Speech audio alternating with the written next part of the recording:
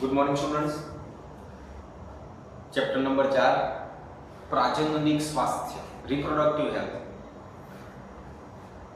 स्वस्थ हो बराबर, पण અહીંયા જે ચેપ્ટર છે એ આપણને પ્રાજનનિક રીતેનું જે સ્વસ્થતા છે આપણી બરાબર એ કઈ રીતે એની સાર સંભાળ રાખવાની છે, કઈ કઈ બાબતો ધ્યાનમાં લેવાની છે, એમાં કયા કયા ટોપિક કવર કરવામાં આવે છે, બધું આપણે આ ચેપ્ટરમાં સમજવાનું છે। WHO પ્રમાણે પ્રાજનનિક સ્વાસ્થ્ય એટલે કે જે માણસ જે છે બરાબર, આપણે સ્વસ્થ એટલે કઈ રીતે, સ્વસ્થ એટલે શું, કઈ રીતે સમજવાનું, સ્વસ્થ એટલે શું? તો એક સરળ શબ્દોમાં કહીએ તો શારીરિક સ્વસ્થતા બરાબર, આપણને કોઈ જગ્યાએ કશું ખોડખાપણ નથી, કોઈ બીમારી નથી, તો આપણે શારીરિક રીતે સ્વસ્થ છીએ બરાબર, બધા અંગો બરાબર કામ કરે છે। પછી બીજું, આપણને કોઈ માનસિક કશું ટેન્શન ના રહેતો। કેટલાક માણસો ખબર છે આખો દિવસ આવો શું કરું આમ આ ટાઈપના હોય છે। કેટલાક માણસો ગમે તેવી વાતો અફડાઈ જાય, હું છે ભાઈ હા, તો મેન્ટલી શું છે પરિસ્થિતિ, માનસિક એની ભાવનાઓ, લાગણી, ઇમોશન્સ એ,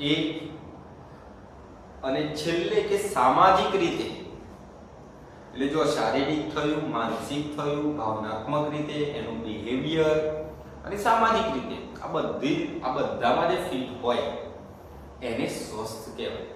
પ્રાજનનિક રીતે એને સ્વસ્થ કહી છે। એટલે આ તો નોર્મલ એક ડેફિનેશન હતી જે મેં તમને સમજાવી, પણ જેવું આપણને ખબર છે કે ભાઈ વસ્તી આપણી જે વધી રહી છે બરાબર, એના સંદર્ભમાં 1951માં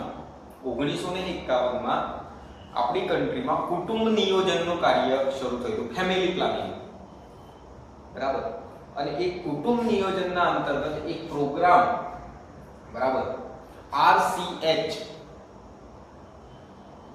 પ્રજનન અને બાળ સ્વાસ્થ્ય સંભાળ, પ્રજનન reproductive and child health care, reproductive and child health care RCH। કોઈ પણ માહિતી હોય, તમારી પાસે કોઈ માહિતી છે, તમારે બધાને આપવી છે, તો હમણાં આપણી પાસે ઓપ્શન શું છે, ઇન્સ્ટાગ્રામ છે, ફેસબુક છે, વોટ્સઅપ છે, આપણે સ્ટોરીઓ મૂકીએ છીએ ને આ ને તેને ન્યૂઝપેપરમાં આપી ગયા, તો જેટલી પણ માહિતીને આપણે માણસો સુધી પહોંચાડવી હોય તો એ પહોંચાડવા માટે આપણી પાસે પ્રચાર માધ્યમ છે બરાબર। હવે આમાં ખાસ કરીને માર્ગદર્શન કોને આપવાનું છે, તો જે યુવાનો છે, તરુણ કિશોરાવસ્થાવાળા જે બાળકો છે કે જેમના મગજમાં બધું ખોટી વાતો, આજુબાજુની જે સાંભળેલી હોય એ ખોટી વાતો ને એક જે રિયલ જે છે એ કઈ, જેટલા પણ પેરેન્ટ્સ છે, જેટલા પણ ટીચર્સ છે, આ તે એ દરેકે બાળકને સમજાવવું જોઈએ બરાબર કે ભાઈ આ આવું છે, આ આવું છે, દરેક વસ્તુમાં બરાબર આપણે ડિટેલમાં બધું ભણવાનું છે, યુવાનોને માર્ગદર્શન આપવાનું, એડિશનલી એ લોકોને એવું પણ સમજાવવાનું કે ભાઈ જાતીય સંક્રમિત રોગો એનું જોખમ શું છે, એસટીડી જે લખેલું છે સેક્સ્યુઅલી ટ્રાન્સમિટેડ ડિસીઝ, ઇંગ્લિશ છે એનું ગુજરાતી કરેલું છે, ભયંકર રોગ એડ્સ કે જેની દવા શોધાઈ નથી, ઘણા લોકો એના કારણે મરી ગયા છે, તો એ સાર સંભાળ કઈ રીતે રાખવાની છે। આ જ પ્રોગ્રામમાં એના સિવાય પણ જન્મ નિયંત્રણના વિકલ્પો કે ભાઈ આપણે જે વસ્તી વધી રહી છે તો એ વસ્તીને રોકવી પડશે ને, તો એના ઓપ્શન શું છે એ વસ્તુને ગામે જઈને આપણે સેમિનાર લેવા પડે, બધાને એજ્યુકેશન આપવું પડે। એજ્યુકેશન એક એવો રસ્તો છે કે જેના વડે આ ઈઝીલી થઈ શકે છે। અત્યારે હાલ જોયો તમે જેટલા પણ ઘર હશે તો ચાઇલ્ડમાં 1 કે 2 હશે, જૂના વર્ષો યાદ કરો એ 5 6 છોકરા એક ઘરમાં, રેશન કાર્ડમાં 10 12 નામ હોય, તો આ જે પરિસ્થિતિ છે બરાબર. એ વસ્તી વધારો ઇન્ડિકેટ કરે છે, તો આપણે વસ્તીને નિયંત્રણમાં લાવવાની છે. કેમ વસ્તીને નિયંત્રણમાં લાવવાની? વસ્તીને નિયંત્રણમાં લાવવાથી કોમ્પિટિશન ઓછી થાય, બરાબર, સ્પર્ધા ઓછી થઈ જાય ને, બરાબર, મસ્ત રીતે બધા જીવી શકે. આ તો એટલી ભીડ હોય કે આપણે ગાંડા થઈ જઈએ. એટલે એ એક પોઈન્ટ છે જન્મની, અને એના કારણે પછી વસ્તી વધે એટલે બેકારી આવે, સુસાઇડના કેસ વધે, કોઈ નોકરી ના મળે, કોમ્પિટિશન વધી જાય, દરેક જગ્યાએ કોમ્પિટિશન વધી જાય. એટલા માટે એક જન્મ નિયંત્રણના વિકલ્પો: ગર્ભવતી માતાની કેર કરવી, ડિલિવરી થઈ ગયા પછી મમ્મીની અને ટેનિયાની બંનેની કેર કરવાની, બરાબર. તો એ વસ્તુ હમણાંની જે જનરેશન છે એને ફીડિંગનું ઇમ્પોર્ટન્સ સમજાવો. બાકી એમ તો મળે જ છે પાવડર, એ ચાલુ કરી દીધો. નહીં, ફીડિંગનું ઇમ્પોર્ટન્સ, બરાબર, એમાં રહેલા અમુક પોષક તત્વો, એમાં રહેલી એન્ટીબોડી, એ બાળકને, નવજાત શિશુને પોષણ પૂરું પાડવાની સાથે સાથે આજુબાજુ કેટલા પણ રોગો હશે જે પેથોજન્સ, એની સામે રક્ષણ આપવા માટે એ એને તૈયાર કરે છે, બરાબર. છોકરો અને છોકરી બંનેને આ તો હમણાં થઈ જ ગયું છે ઓલમોસ્ટ, બરાબર, કારણ કે એ આ જૂનું છે, આ બહુ જૂનું છે, પણ આપણે ટેક્સ્ટબુકમાં લખેલું છે અને એવું ક્યાંક હજુ પણ ક્યાંક ને ક્યાંક કોઈ જગ્યાએ આવું કમ્પેરિઝન થતું હોય છે. તેવું કમ્પેરિઝન ના કરવું જોઈએ. અને સાચી વાત છે, પણ કમ્પેરિઝન શું, જેનામાં કેપેસિટી હોય આગળ વધે. બંનેને ચાન્સ આપો, બંનેને ચાન્સ આપો. જેને આગળ વધવું હોય આગળ વધી શકે છે મસ્ત રીતે, બરાબર. ઉલ્વોજળ કસોટી, તમે કોઈ પણ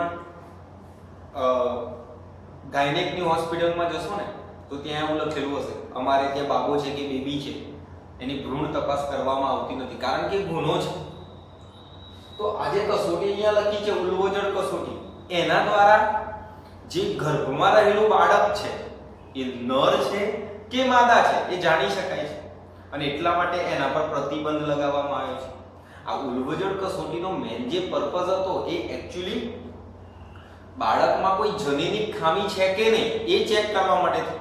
ઉલ્વોજળ કસોટી બાળકમાં કોઈ જનીનિક ખામી છે કે નહીં એ ચેક કરવા માટે આ કસોટી થતી હતી. પણ પછી આપણે લિંગ પરીક્ષણમાં મૂકી દીધું કે બાબુ છે કેવી છે ચેક કરો, પછી બેબી હોય તો ભ્રૂણ હત્યા, ખબર છે ને. એટલે અને છેલ્લા કેટલા સમયમાં થોડું ઘણું પ્રમાણ એનું ઘટી જશે કારણ કે આપણામાં એજ્યુકેશન વધ્યું છે, પણ એ છતાં પણ ક્યાંક ને ક્યાંક એવી મેન્ટાલિટી છે, એવી માનસિકતા છે કે છોકરો જ જોઈએ. તમે જે છોકરામાં કરવાના છો એને ભણાવવાના છો કે ઘર-બાર સોંપીને જવાનું છે, તમે છોકરીને સોંપો, સિમ્પલ, બરાબર. અને હમણાંના જેટલા પણ એજ્યુકેટેડ પેરેન્ટ્સ છે, બરાબર, એટલે મેં ના કીધું પહેલા શિક્ષણ એક માત્ર એવું છે કે જે આ બધી વસ્તુ મેન્ટાલિટી, જે ભ્રમ ને આ બધું જે છે એમાં બદલાવ લાવી શકે છે. જનીનિક અનિયમિતતાઓ જે આપણે ચેપ્ટર નંબર 5 માં ભણ્યા છીએ, ડાઉન સિન્ડ્રોમ છે, હિમોફિલિયા છે, રંગઅંધતા છે, આ બધી જે જનીનિક અનિયમિતતાઓ છે એ ઉલ્વોજળ કસોટીથી જાણી શકાય છે, બરાબર. પણ આ પ્રતિબંધિત છે. ગર્ભ નિરોધક ગોળી સહેરી, બધાએ નામ સાંભળ્યું હશે. તો એ ગર્ભ નિરોધક ગોળી જે છે એ central drug research institute, central drug research institute એને શોધેલી એક ગર્ભ નિરોધક ગોળી છે, બરાબર. તો આ બધી જે વસ્તુઓ છે જે આપણે અહીંયા લખી છે એનું મેન પર્પઝ શું કે ભાઈ આપણામાં બધામાં એક અન્ડરસ્ટેન્ડિંગ હોવી જોઈએ કે કઈ વસ્તુ શું છે, કયું સાચું છે, કયો ભ્રમ છે, આ માનવું જોઈએ, આ ના માનવું જોઈએ. અને એમાં ખાસ કરીને જે યુવાનો, તરુણાવસ્થાવાળા કે જેમના મગજમાં બધા જે કન્ફ્યુઝન હોય, તો કન્ફ્યુઝન હોય તો પેરેન્ટ્સ બેસ્ટ ઓપ્શન છે, બરાબર. પેરેન્ટ્સ છે, ટીચર્સ છે, કેટલાક ન્યૂઝપેપર છે, કેટલાક આર્ટિકલ્સ છે, કેટલાક લેખકો જે છે એ બધું આ વસ્તુ સમજાવે છે, તેના રિલેટેડ બુક્સ છે, ઓકે.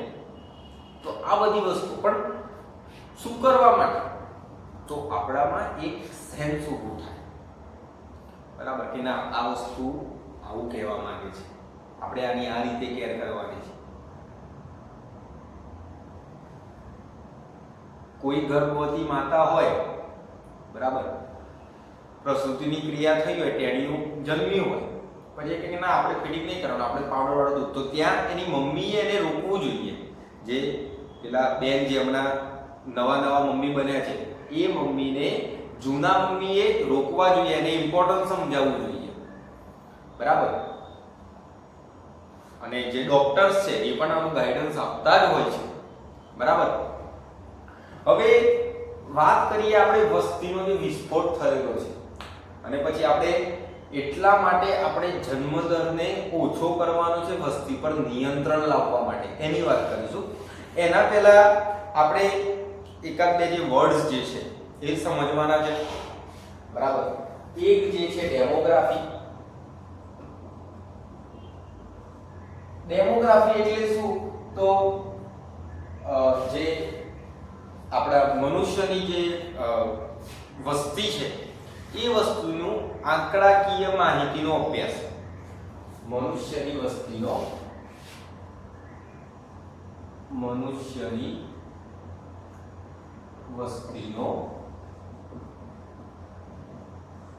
આંકડાકીય માહિતીનો અભ્યાસ, ડેમોગ્રાફી.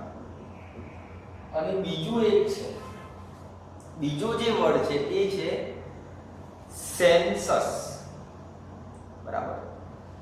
એ વર્ડનો મતલબ શું થાય છે કે એક સિસ્ટમ પ્રમાણે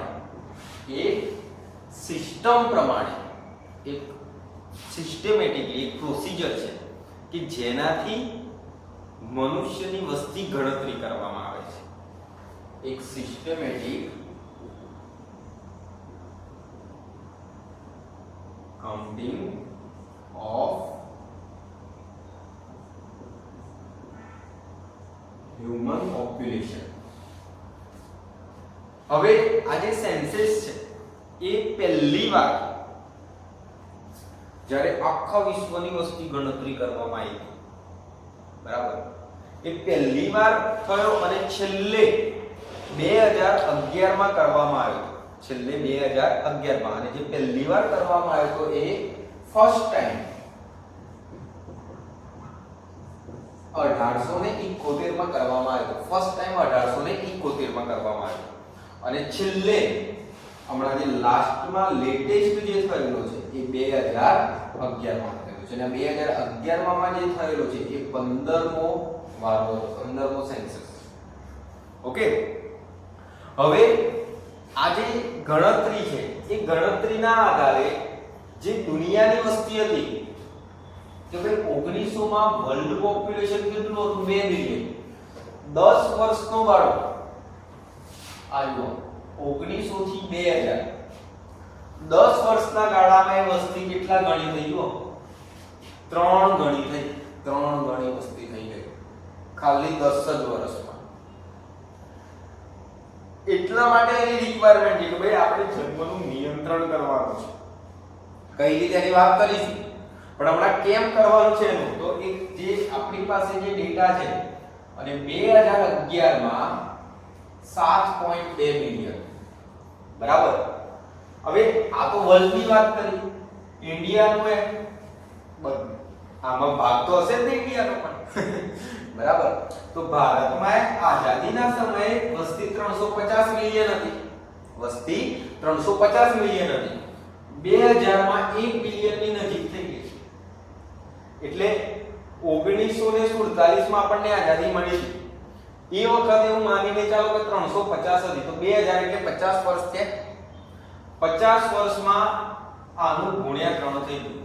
300 છે કે 300 ગુણ્યા 3 એટલે 900 મિલિયન થાય. એટલે ઓલમોસ્ટ 2000 ની સાલમાં 1 બિલિયન થઈ ગયું. અને 2011 માં 1.2 બિલિયન. 1.2 બિલિયન 2011 માં. આપણે ત્યાં સૌથી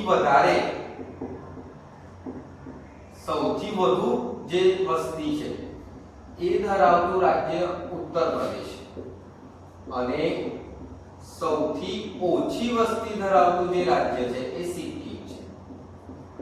સૌથી વધારે વસ્તી યુપીમાં છે અને સૌથી ઓછી વસ્તી જે છે એ સિક્કિમમાં છે.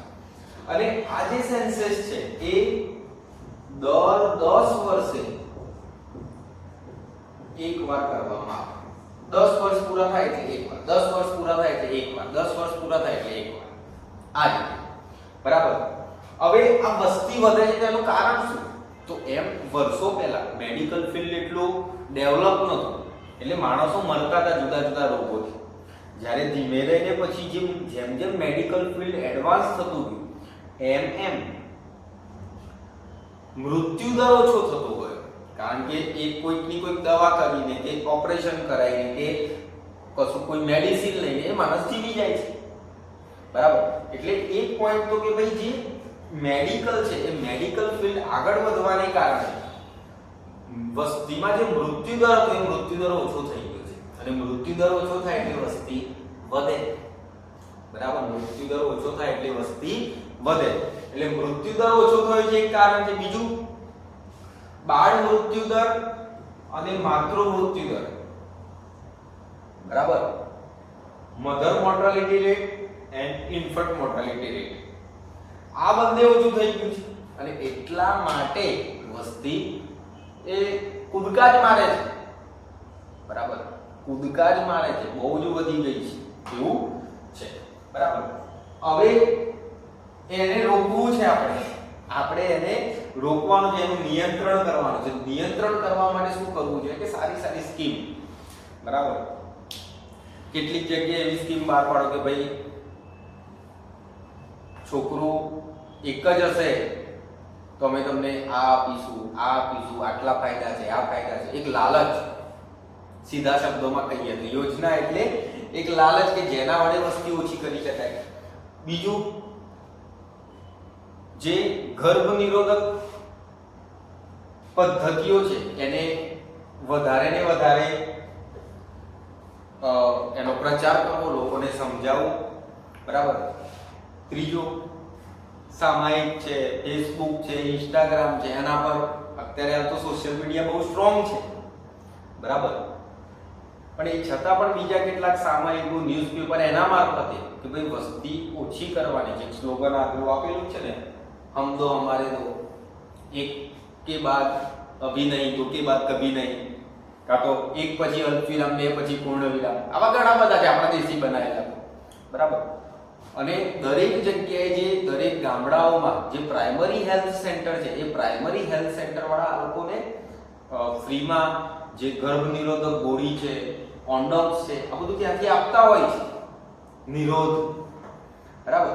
એ બધું ત્યાંથી આપતા હોય છે કે ફ્રી લઈ જાઓ, પણ તમે જન્મ નિયંત્રણ જે વસ્તી વધી રહી છે એને ઘટાડવામાં મારે હેલ્પ કરો. અને તો બધા ભેગા થઈને કોઈ એક માણસ એવું કે ના આપણે વસ્તી ઘટાડવી છે એવું તો ચાલે નહીં. જે રિયલમાં જે કપલ્સ છે, બરાબર, જે માતા પિતા કે પતિ પત્ની કે એ લોકોને આ વસ્તુ સમજવી પડે કે ના ભાઈ આપણે એમાં હમણાં અલ્પ વિરામ કરવાનું છે, પછી પૂર્ણ વિરામ કરવાનું છે, નહીં તો અલ્પ વિરામ એ ક્રિકેટ ટીમ બનતી જાય એવું નથી.